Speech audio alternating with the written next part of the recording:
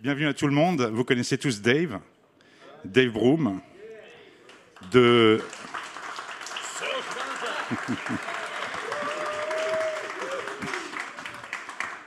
Dave Broom de Glasgow. J'ai rencontré Dave la première fois sur un bateau sur l'île d'Islay et on a joué de la musique.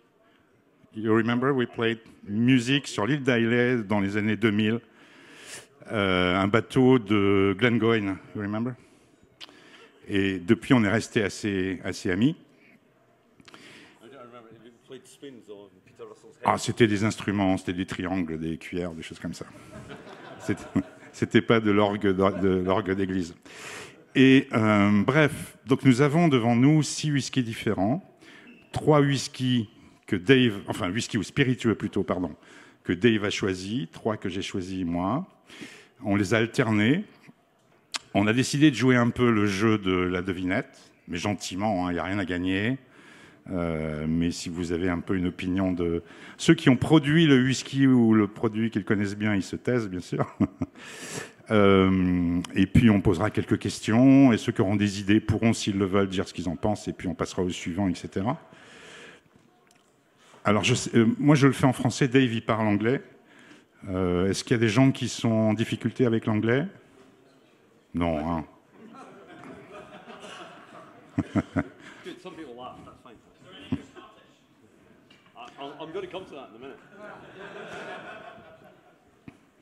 Vous êtes d'accord pour qu'on commence avec le premier spiritueux?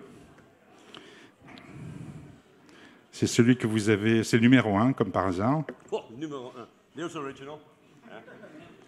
Yeah. French Cartesianism.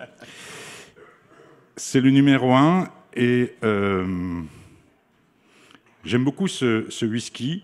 Je vous précise tout de suite que ce n'est pas un whisky qui vaut des fortunes absolues.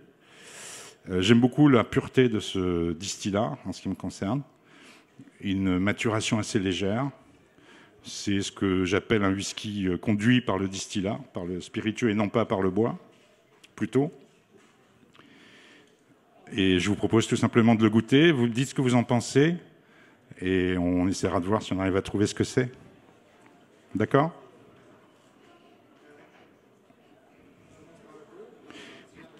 C'est pas numéroté chez vous ?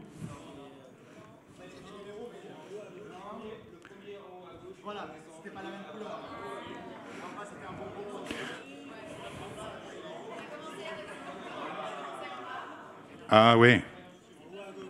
C'est en haut à gauche.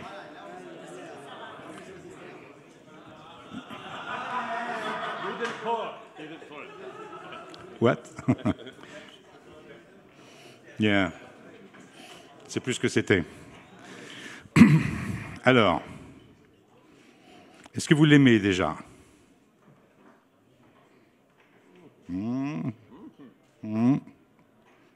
Est-ce que vous l'aimez?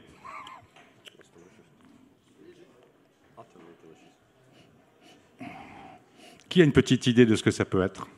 Déjà, est-ce que c'est un cognac, un armagnac, un rhum, un whisky? Qui pense que c'est un whisky? Levez la main. Ouais. Lowland? Qu'est-ce qui vous fait dire ça? C'est pas un Lowland, c'est pas un Speyside.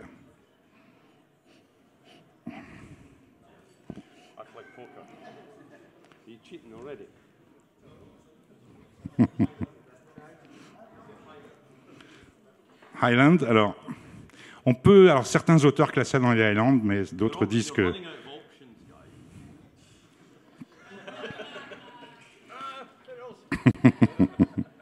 C'est un whisky des îles. Highland. C'est pas Aran. Hein. Who said Highland Park? Bingo. Pardon. Alors vous... Bravo. Vous avez gagné ma considération éternelle.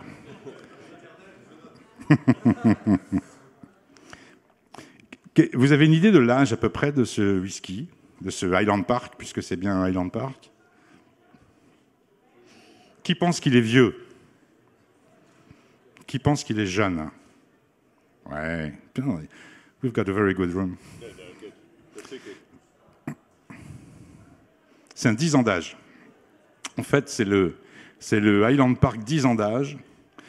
Alors, ils appellent ça... Alors, ils sont dans la salle, donc on va essayer d'être gentils, mais...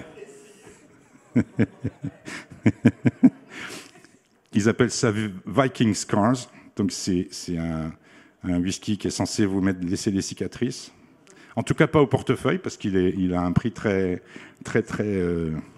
modeste et pour moi vraiment largement mérité. Et moi, je l'aime vraiment beaucoup. Et il m'a beaucoup surpris la première fois que je l'ai goûté en début d'année. Et c'est un de mes préférés de la gamme de Highland Park, même en allant vers les plus âgés. Et il est très âgé. Qu'est-ce que vous en pensez? Des commentaires sur ce whisky qui est facilement trouvable, qui est abordable, On me reproche souvent de parler de whisky qui sont inabordables, introuvables et tout ce qu'on veut. Et là, vraiment, on ne peut pas dire que ce soit le cas. Des commentaires? Qui l'aime? Tiens, qui aime ce style de whisky? Ouais. Moi, tiens. Cheers.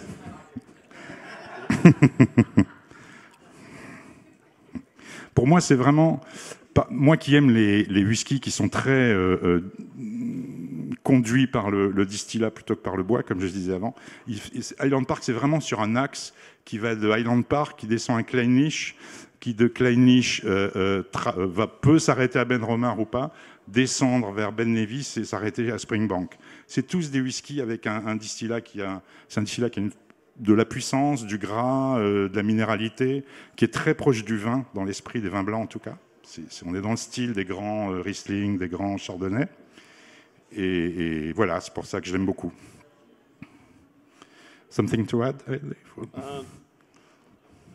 Yeah, I think it's really important that, I mean, all of us love whiskey, and all of us probably gravitate towards the VIP room and look out for rare whiskies, and quite rightly too. But it's always good to go back to 10-year-old whiskies, to young whiskies, to whiskies which are made just to be fantastically drinkable. And this, I think, is a classic example of a hugely approachable and hugely drinkable whiskey. And it's a daft thing to say a drinkable whiskey, but it's not. Serge, I know, that also often uses the term an intellectual whiskey. I don't think this is an intellectual whiskey. This isn't one that you kind of sit down and try and work out what it's about. It's there, it's immediate, it's beautiful, it's balanced. Boom. And you smile when you drink it. You Qui l'avait déjà... What more do you want, you know? Qui l'avait déjà goûté? Le Highland Park 10 ans, celui-ci, ouais. D'accord. Distribution is everywhere, Martin, no? Bien. Bon, là, ça se trouve à peu près partout. Voilà. Des questions à ce sujet ou on passe au suivant? Pas de questions? Suivant? Next, Dave?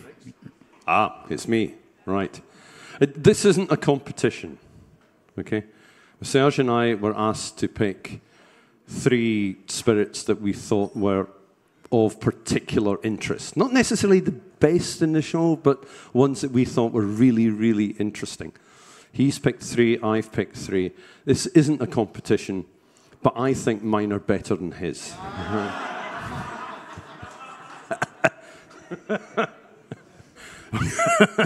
So I give you glass number 2. Oh yeah, I was going to tell you a little story. Yeah, the one that's darker in colour. Yeah.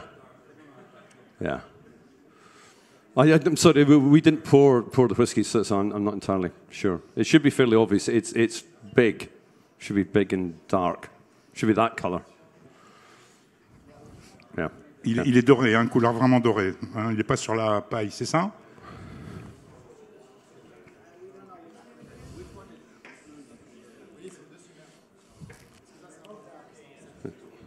Un bourbon? On verra. It should maybe smell of like Bien a essayé, sherry. mais... You know? Like sherry.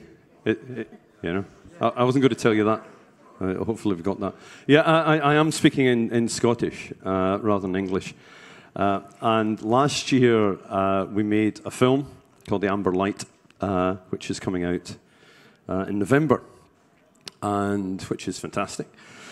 And it's coming out, it's going to be subtitled into Japanese, into hopefully French, certainly into Chinese as well.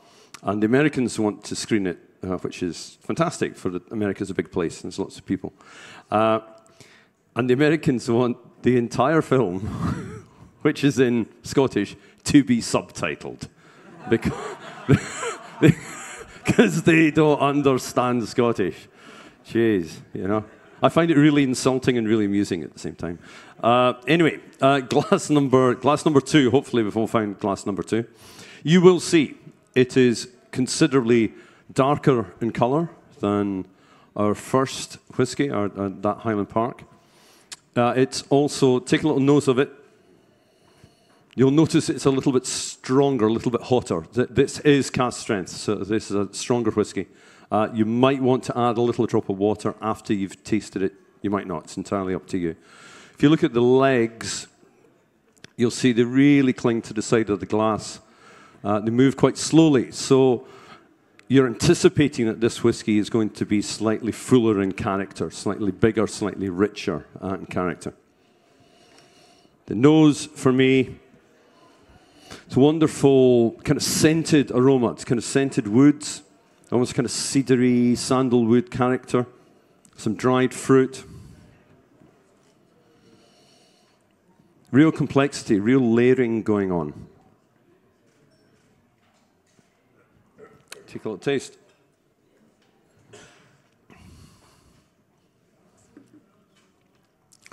Love the kind of citrus touch. Quite hot.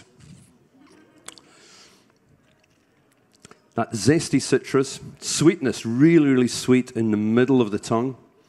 Little bit of grip, tiny little bit of grip, not too much. More kind of dried fruit characters coming through in the finish. But it's this real complexity and sort of multifaceted whiskey. Real complexity in this.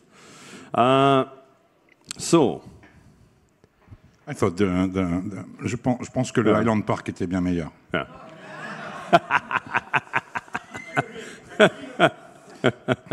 Yeah, you're not allowed to vote. You know? So, c'est très épicé. So, what do you think this is? Is this Scotch? Is it rum? Is it maybe a whiskey from somewhere else in the world? Sorry? Bimber? Good suggestion. Any other thoughts where this might be from? Aberlour. So how many think it's from Scotland? How many think it's not from Scotland? How many are undecided? Good. What kind of casks do you think this has come from? Does this come from a mix of casks, sherry cask? Sherry cask? Yeah, everybody thinks sherry cask? Okay, it is Scotch. It is a sherry cask. So, we'll play that region thing again. I'm not a great believer in regions, but hey, let's play the region thing. Whereabouts do you think this is from? What part of Scotland? Speyside. Like Macallan.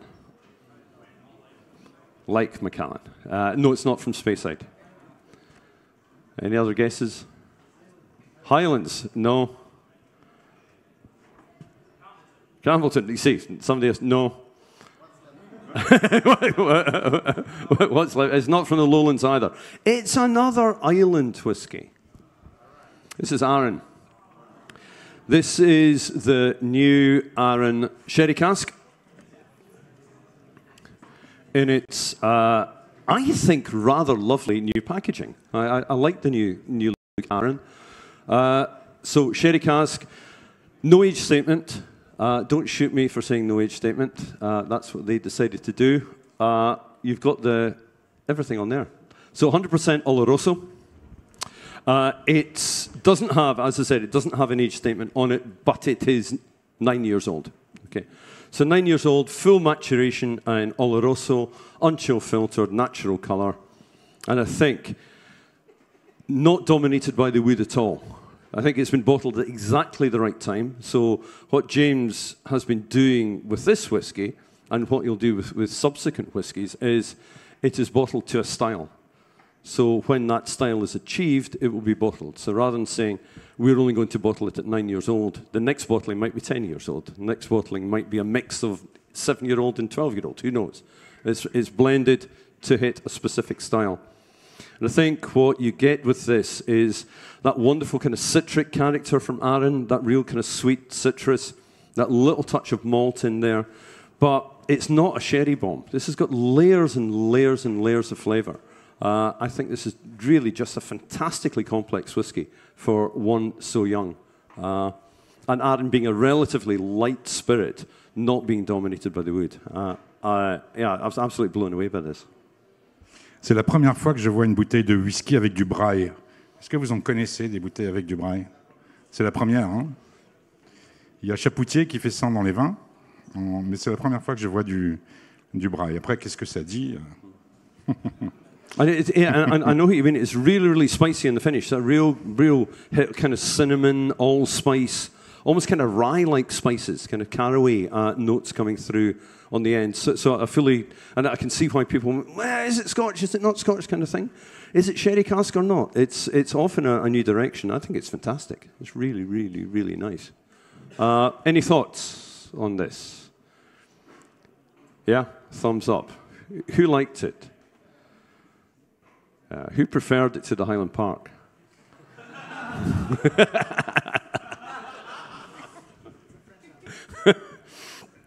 Gorgeous, gorgeous dram. And I think both of these whiskies, that this first pair, say something really important about what's happening in the whiskey trade and whiskey market at the moment, which is there are some great younger whiskies appearing on the market. It used to be, oh, it's only good after 12 years old, and 12 was kind of accepted. And 12 years was, I think there's a couple of reasons for that. One was marketing, it looks good. The other thing was, if you were maturing in refill casks, it probably would take about 12 years for immaturity to be worked out. Much better understanding of wood, much better quality wood coming into the Scotch whisky industry these days. And whisky is hitting the start of its maturity earlier now than it was beforehand because of the quality of casks. So you've seen some really fantastic and complex young whiskies coming out. So don't be led by age.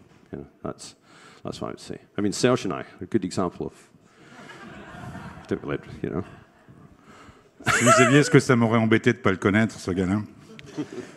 Bon. May I go on? Round one.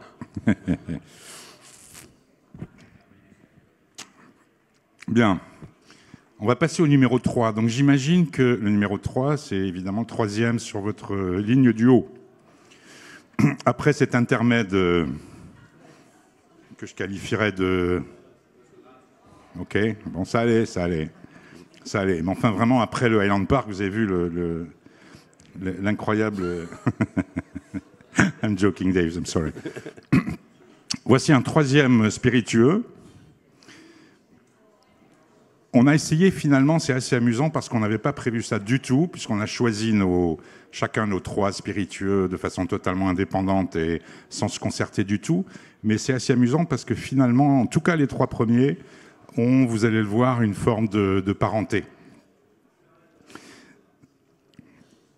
Moi aussi, comme Highland Park, c'est un distillat que j'aime beaucoup. Je ne parle pas de bois parce que ça... Là, vraiment, c'est le distillat qui est important.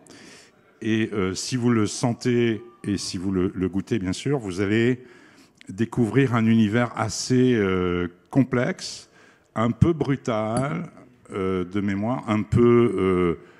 en anglais, on dit dirty, mais ça ne veut pas dire sale, mais ça veut dire un peu... c'est pas polissé, c'est pas un produit qui est rond, sympathique, qu'on boit dans n'importe quel lounge ou bar. Vous sentirez des notes au nez assez fermentaires, hein. Ça sent presque la croûte de comté. On ne va pas aller jusqu'au vestiaire de rugby, mais on est des fois pas très loin. Beaucoup de craie, de roches calcaires, de silex. En ce sens, on peut se rapprocher, pour ceux qui aiment le vin, un peu du style de certains Sancerre ou Pouilly fumé.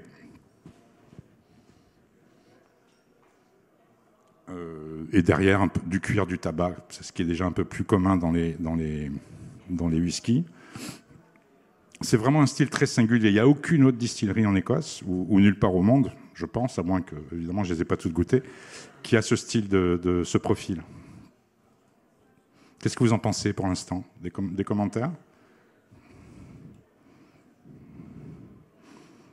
Dave, what do you think? Think something? Of this? I think it's a classic example of this distillery. Very good. Yeah.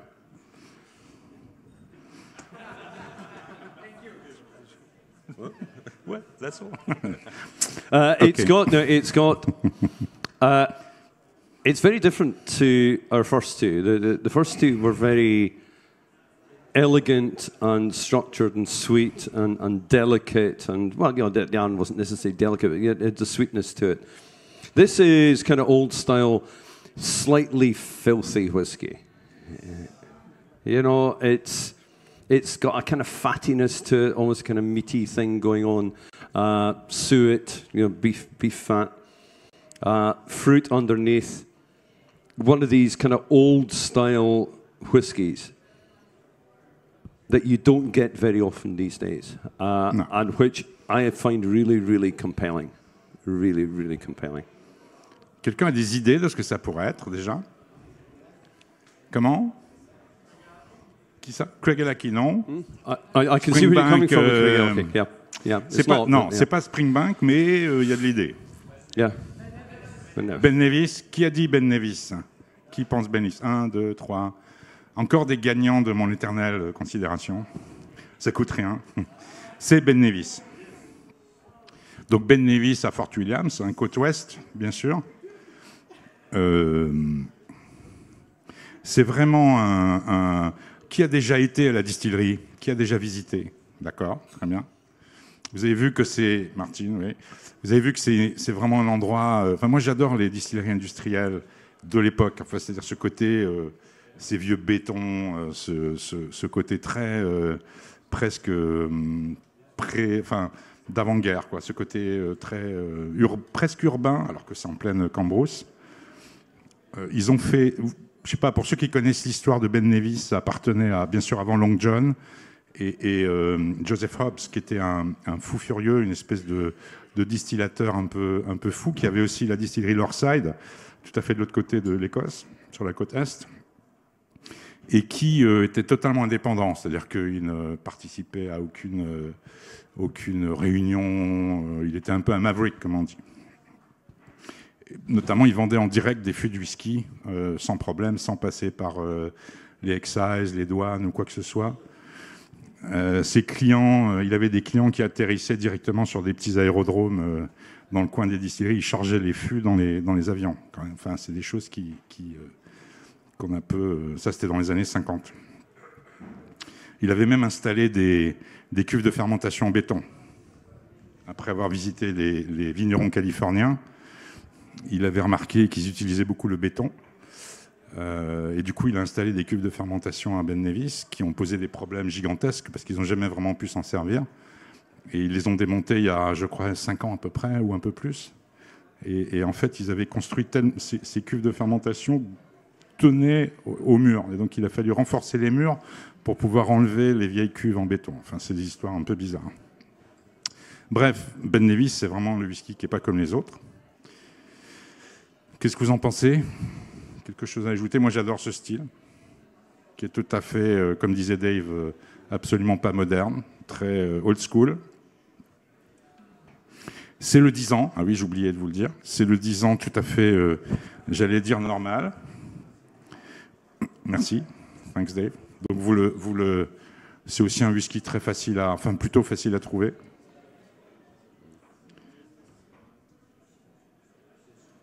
Mais qui reste malgré tout pas très très connu du grand public. Des commentaires? Ou on passe à Dave? Dave? Yep. I like it. Yeah, I've drunk it. It's really good. Somebody said Craigellachie. Yes, I see where you're coming from. It's got that kind of slight meaty, funky thing going on. Springbank. Yes, Springbank also that kind of West Coast funky, dirty thing going on, which I know another distillery on the West Coast is quite interested in looking at kind of that kind of slightly grubby area in a nice way. That's Ardnamurchan. Well worth trying. Very, very good distillery. I'll take the money later. Sorry.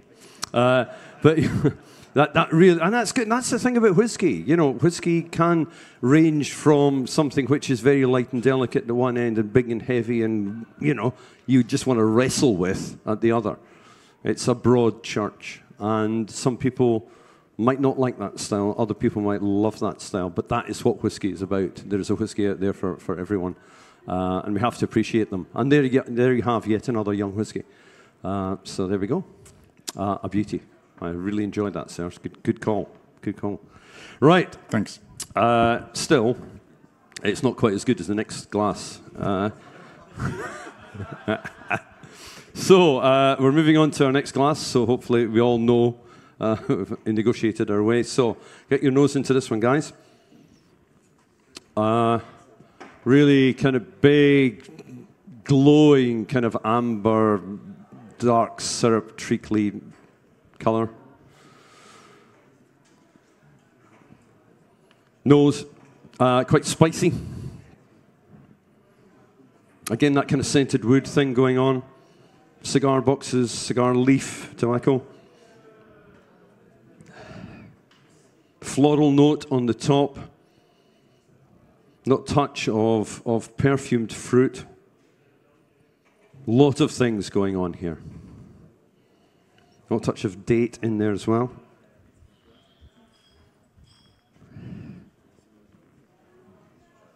Complex stuff. Complex. Take a little taste. Slightly hot. I'm not very sure how strong this is. Sorry. 48%. Those spices are coming through. What I really like about this is the structure. It's quite drying on the finish. There's good tannin. There's a really good feel to it. This isn't something that's just kind of floppy and trying to appeal to the majority of folk. This is more intellectual. You know, this is something that you have to go back into and try and work out where these flavors are coming from. It becomes slightly nutty, I think, once you get used to it. You're kind of moving into a slight kind of nut element, kind of roasted and toasted nuts. And on the palate, what I love about it is this contrast between a kind of limey citrus brightness, that sweetness in the middle, and this dry, quite crisp finish to it. So a lot going on in the mouth, a lot to really kind of think about. What do you think, Serge? I pretty much agree. I find a lot of... sorry, I do it in French. Il y a beaucoup de fruits tropicaux aussi, exotiques, de la tarte à la mangue, des choses comme ça, qu'on trouve dans certains whiskies aussi. So, what do we have here, guys? Whiskey? Rum. It is rum. That was going to be my next question. Where is this rum from, do you think? Trinidad. Good call. Panama. Good call. Nicaragua. Good call. All of these are wrong, by the way. Sorry? French island pot still. So close! So close. It's from Martinique. Okay, so this is St. James. Chestnut pot still. So this is St. James. L'essentiel. L'essentiel? L'essentiel. L'essentiel. The essence of St. James. St. James, perhaps the forgotten distillery on Martinique. Big distillery. Produces a whole number of brands. Its own brand. It also produces barley. Barley a little bit richer, but a little bit heavier. This is from column still. This is from a Creole column, which is similar to Armagnac column. So the distillate comes off at a low strength rather than a high strength. It comes off much lower than a pot still. So you do get more weight coming from a Creole still. This is a mix of 3 different vintages, 1998, 2001, and 2008. Mix of French and American oak. And I think just a really, really sublime example of a rum agricole.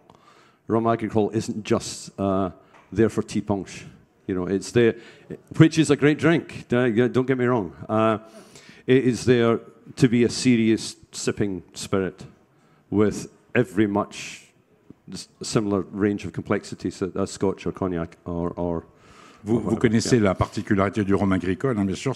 Si c'est une AOC, c'est la Martinique, parce qu'il n'y a que la Martinique qui a une AOC, et l'île de Madère, ce qui n'a rien à voir, mais c'est comme ça. Et c'est bien sûr du jus de canne frais, qui est distillé dans les alambics à colonne. Mais en général, c'est des colonnes créoles, donc des colonnes très courtes, qui laissent beaucoup de congénères dans le distillat. C'est pas du tout des colonnes qui purifient beaucoup le distillat. For me, this is a whiskey drinker's rum, you know, because as whiskey drinkers and whiskey lovers, we understand structure, and a lot of rums are just kind of big and floppy and really sweet. This, I think, plays right into a whiskey drinker's camp. That's a flavor, a range of flavors that I think we understand as whiskey people. C'est vraiment un rhum intéressant parce qu'en fait, les gens de whisky, et ça m'est arrivé à moi et ça arrive à tous les gens de whisky qui à un moment se disent tiens, on va aller un peu voir ce qui existe par ailleurs parmi les spiritueux âgés, les cognacs, les rhums. Ils arrivent dans le rhum, mais ils goûtent en fait un peu tout. Comme si quelqu'un qui viendrait du rhum vient dans l'univers du whisky et se met à goûter Passport, de Claymore, toutes ces marques de blend vraiment dégueulasses, il n'y a pas d'autre mot. Et je suis gentil. Et on retrouve ça aussi du côté des rhums. Mais on ne sait pas quand on vient du monde du whisky. Donc on va aller goûter des marques qu'on va acheter dans nos hypermarchés ou n'importe où, des trucs de la République dominicaine, d'Amérique du Sud, etc., qui sont juste vides, quoi. Ce sont des alcools vides, ce sont des alcools qui sont faits dans des colonnes extrêmement hautes, voire des doubles colonnes, voire des triples colonnes, qui sortent juste de l'éthanol quasiment pur, qui est aromatisé par la suite. Nous, en France, on connaît bien Don Papa, Diplo, tous ces trucs, qui sont des trucs assez abjects, quoi. Hein. Vraiment. Et c'est important, quand on vient du whisky, de savoir que, bien sûr, le rhum est structuré avec des catégories, avec des produits de très haute qualité, comme les agricoles qu'on a en France, les Jamaïcains, les rhums de la Guyane, quelques autres, la Réunion, bien sûr, qui fait des très beaux trucs, quelques pays d'Amérique du Sud, mais c'est toujours assez difficile, à part la Guyane, mais on considère toujours que la Guyane fait partie des Caraïbes, alors qu'en fait, c'est en Amérique du Sud, mais enfin, pour le rhum, ça fait partie des Caraïbes. Et St. James, c'est vraiment un access category rhum. C'est un rhum agricole qui est assez facile d'accès pour quelqu'un qui viendrait aussi bien du monde du whisky, mais d'autres mondes aussi, mais de très haute qualité. C'est juste en France une marque qui est un peu dévalorisée parce qu'on l'a trouvée partout à un moment, dans tous les hypermarchés. St. James was available just anywhere. Et quand il y a évidemment une abondance, enfin, quand un produit ou une marque est très très visible partout tout le temps, elle perd de sa star, quoi, de son côté star. It's also, I would say, it's also well worth trying their white rum, especially Nicola. You should try the white rums because they have one from pot still and one from Creole, and the difference is absolutely fascinating just in the white rum. So yeah, I think they're fantastic, fantastic stuff. Did you like it? Yeah, hands up who liked it. That's pretty good. Hands up who preferred the Ben Nevis. Well, that's pretty even. I think that's a draw. Okay. That's a draw. Bye, guys. Yeah.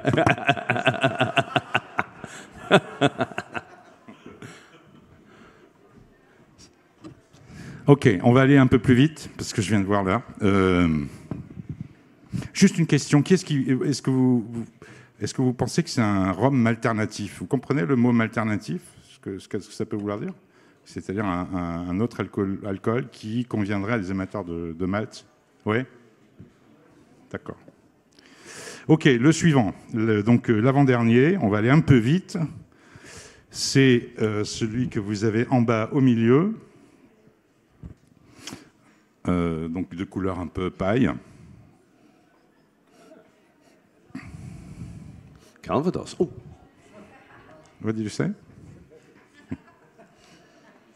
Donc là, on retourne vers une matière, on retourne vers une matière beaucoup plus riche, beaucoup plus grasse en tout cas, beaucoup plus épaisse, beaucoup plus minérale, avec des notes un peu plus sur la cire, la paraffine, le cirage, etc. Tout en restant extrêmement proche de la matière première. Et là, évidemment, on ne va pas jouer le jeu de savoir si c'est un whisky ou un rhum, etc. C'est évidemment un whisky, parce que bon, je pense que personne ne se dirait que ça peut être autre chose, tellement c'est proche de l'orge. 50. Donc ça fait que 50 degrés, rassurez-vous, c'est pas très fort.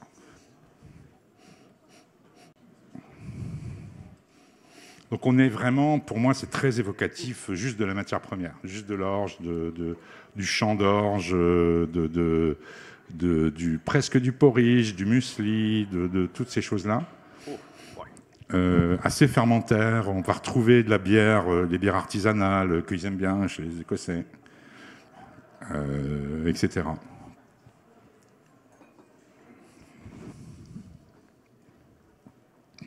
En bouche, c'est extrêmement précis.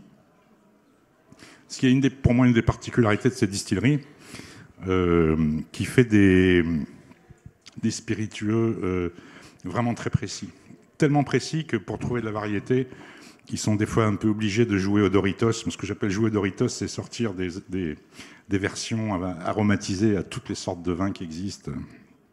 Vous voyez un peu ce qu'on veut dire. Vous connaissez les Doritos, hein, ces biscuits apéritifs. Vous les trouvez au bacon, vous les trouvez au fromage, vous les trouvez au piment, vous les trouvez à tout ce que vous voulez. Alors que la version de base, c'est évidemment la meilleure. Et on retrouve ça un peu dans ce spiritueux. Qui a une petite idée de son origine ? Non. Not Kleinish. Voilà. Well, bien tenté, bien tenté. D'autres idées ? Dans quel pays on est, à votre avis, d'ailleurs ? It is quite high up. Est-ce qu'on est en Écosse du Nord ou en Écosse du Sud ? Qui pense qu'on est en Écosse ? Comment ? Non. Bon, on va pas faire tout le tour du monde. Ça vient du Japon. C'est un japonais. En fait, c'est un Chichibu. Donc Chichibu, une des distilleries assez récentes de Ichiro, donc qui était donc le neveu. Hein, he was the nephew of the guy of Hanyu, right? No, the son, sorry. The grandson. Enfin bref.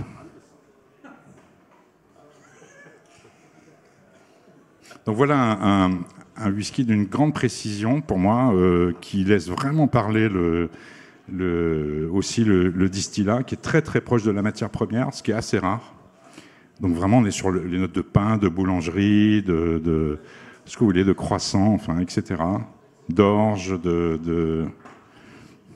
et voilà. Mais évidemment, en contrepartie, c'est un peu plus austère, évidemment, que s'il y avait du fruit exotique, des raisins secs, etc.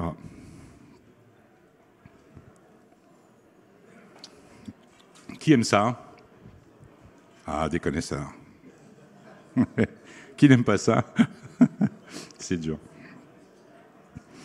Dave, the last one? Yeah. I just going to say very quickly, this is absolutely delicious. Chichibu has always made good spirit, and it's getting better and better. You know, slightly older it gets. It's maturing superbly. And it seems to be getting sweeter. It's a beautiful sweetness and a very Japanese clarity and precision to its aroma and its fruit. Beautiful, beautiful balance to this whiskey. This is the Paris edition. Oui, c'est l'édition Paris. Yeah, donc, very, very limited. Je crois que c'est 7 fûts. Yeah. So 7 casks, right? Yeah. But I think great. Chichibu, for me, I mean, Chichibu has sparked a new generation of whiskey distillers and whiskey distilling in Japan.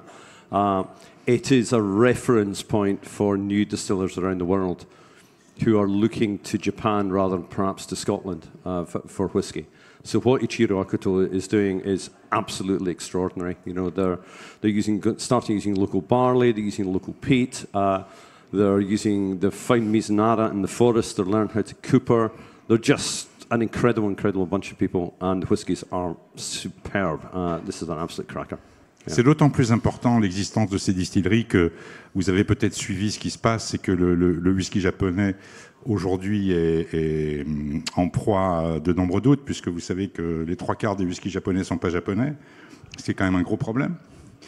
Notamment tout ce qui est blend, pure malt et tout ça, vous oubliez, c'est des mélanges dans la plupart des cas avec des whiskies notamment écossais.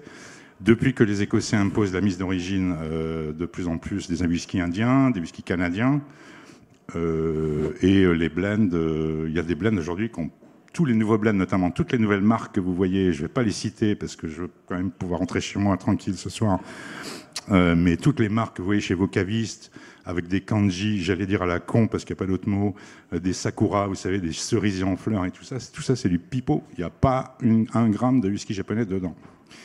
Donc, essayez d'éduquer, enfin, si je peux vous le conseiller, d'éduquer vos cavistes, etc., qui se préoccupent un peu de ce qu'ils vendent, quoi. Alors que Shishibu, c'est l'opposé. Shishibu, c'est, à part 2-3 blends, mais quand il les fait, c'est blend un peu world. He's doing some world blends, grain and stuff, whatever, malts and grains, whatever. But and declaring it as world blend rather than saying mais Japanese. Évidemment, il l'affiche tout de suite, yeah. Et voilà. Mais à part ça, même des très grandes marques, même les très grands faiseurs, même des blends extrêmement connus que je ne vais pas citer, des marques extrêmement prestigieuses qui vendent pour un pognon de dingue, il n'y a pas d'autre mot, c'est du pipeau, c'est de l'enfume, hein. C'est de la pipe, comme dirait Macron. Bon, allez. Non, mais voilà, il faut le savoir. Donc bravo à Ichiro, bravo à quelques autres, bravo à Akachi qui sont là, White Hawk Distillery, même si eux, ils font aussi des blends. Les White Hawk blends, c'est pas des Japonais. Mais tout ce qui est single malt, c'est japonais. Il y en a quelques autres qui font des choses formidables. Et c'est important de les soutenir parce qu'ils vont se faire noyer sinon par l'industrie du whisky japonais. Yeah, really Ben Nevis qu'on a goûté avant, one last thing. Le Ben Nevis qu'on a goûté avant, 75% de la production de Ben Nevis part au Japon. Et elle est évidemment pas vendue sous Ben Nevis. Donc forcément, ce qui en bulk, hein, donc en vrac. OK. Rant over. Well, it's an important rant. And it is being addressed, you know, so that there's real pressure coming from all parts of the distilling world in Japan to get the legislation sorted. Thankfully, Suntory are on board, so I would expect something to happen within probably the next year to actually tighten up all these regulations. In the meantime, there are some really remarkable new distilleries opening up in Japan, so watch out for Akeshi, Shizuoka, Kansuke, just fantastic stuff coming out. 100% Japanese. Yeah. Okay. Finalement. Right. Our last glass. So you should probably have worked out which glass that is. It's one with liquid in it. Yeah, it's good. Right. Where are we with this? You know, there is a little bit of the Ben Nevis about this. There's that kind of oily character to it. Oily, kind of funky notes. Pineapple, but kind of overripe pineapple, overripe fruits.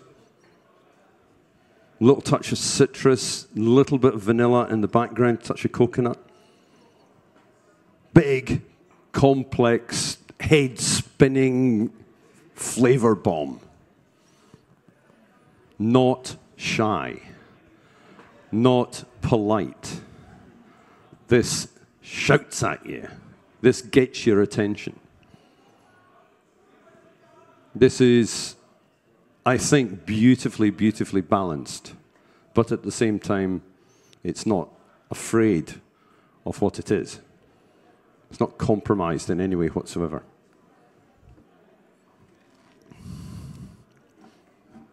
On the palate, again, quite hot.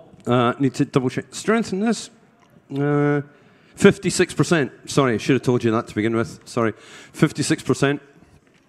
Texturally, I think really fascinating for you do get that oily character coming through, really palate coating. That slight kind of almond note in there. A lot of that kind of tropical fruit, that overripe tropical fruit elements as well. big, robust, sweet right in the middle, kind of honeyed sweetness in the middle, and then the spice coming through in the finish, partly driven, I think, by the alcohol. I'm going to knock this one down just a little bit. Not too much, because I quite like that impact.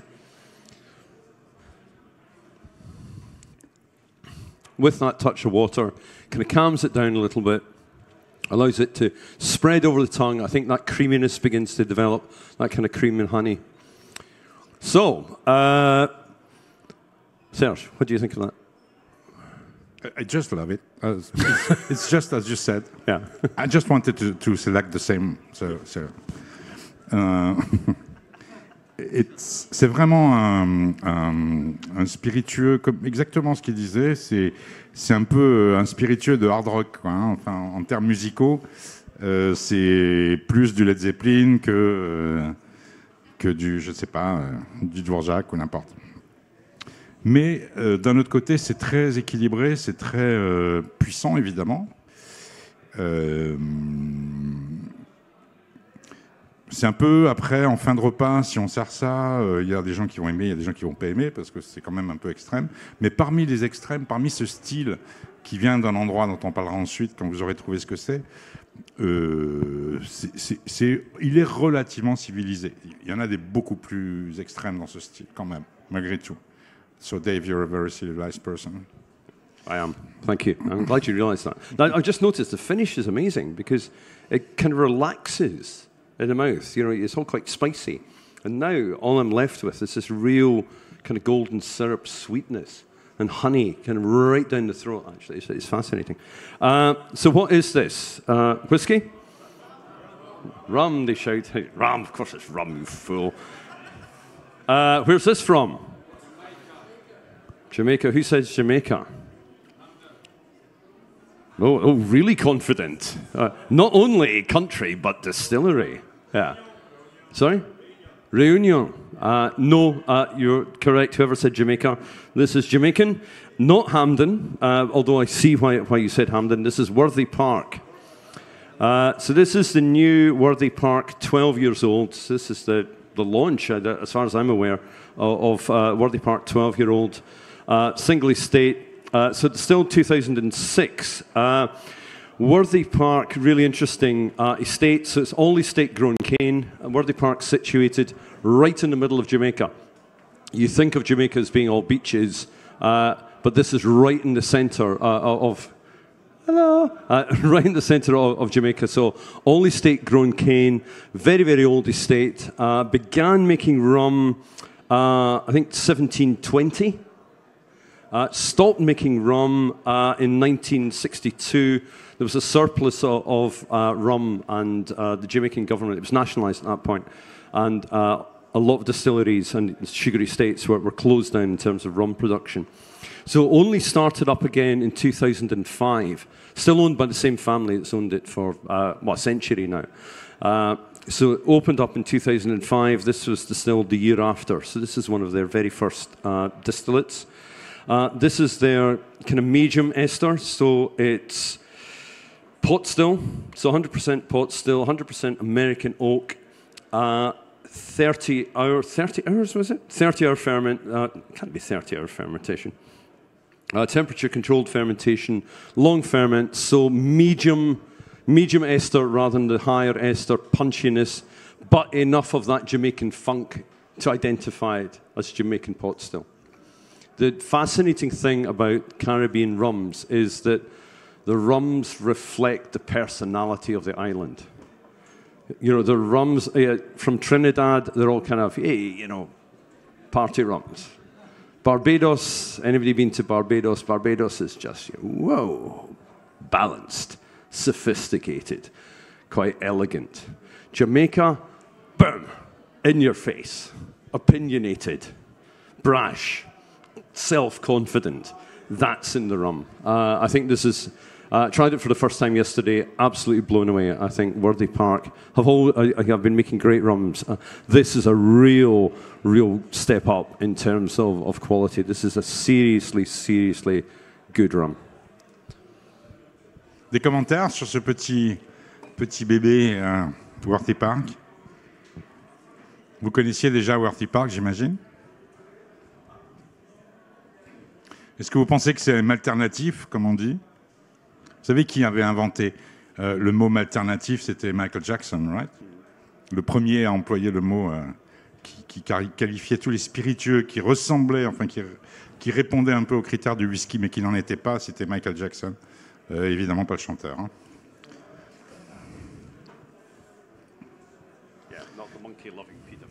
Non. Voilà, donc, alors, on termine peut-être par un petit vote. Tiens, on va voir quel a été votre spiritueux préféré. Ceux qui votent pour Dave, ils sortent pas de la salle. Hein. Qui a préféré le 1, donc le Highland Park? One, yeah, sure, yeah. Edrington votes don't count. So, Okay. So that's one. Please take note, 92 persons. OK. Qui a préféré le Aran? Who preferred Aran? OK, 2 people. OK. No, I'm joking. OK, good. That's quite a balance. Qui a préféré le Ben Nevis? Ah, des connaisseurs. Qui a préféré Saint James? Vive la France. OK. Qui a préféré Chichibou? Chichibou, ouais. Et enfin, Worthy Park.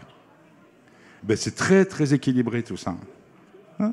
Très apart from the équilibré. fact Aaron clearly got more votes than any other. OK, ben écoutez, on vous remercie pour votre participation. Surtout Dave. Hein, Serge, Valentin.